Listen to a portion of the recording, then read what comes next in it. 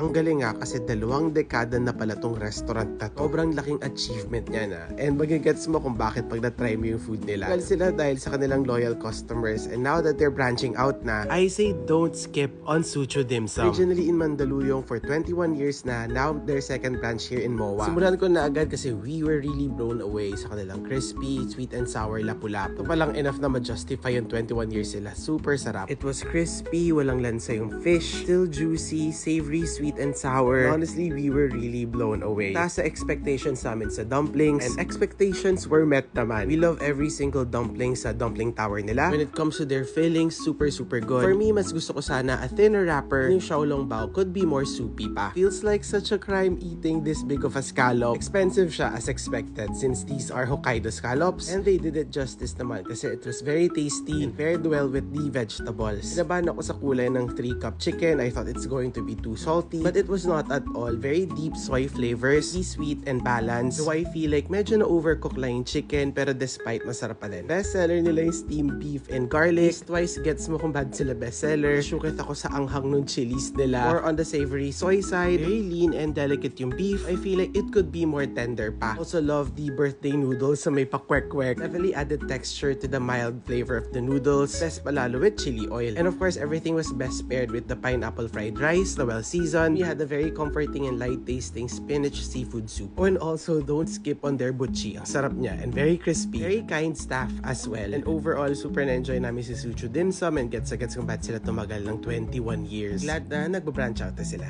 Enjoy!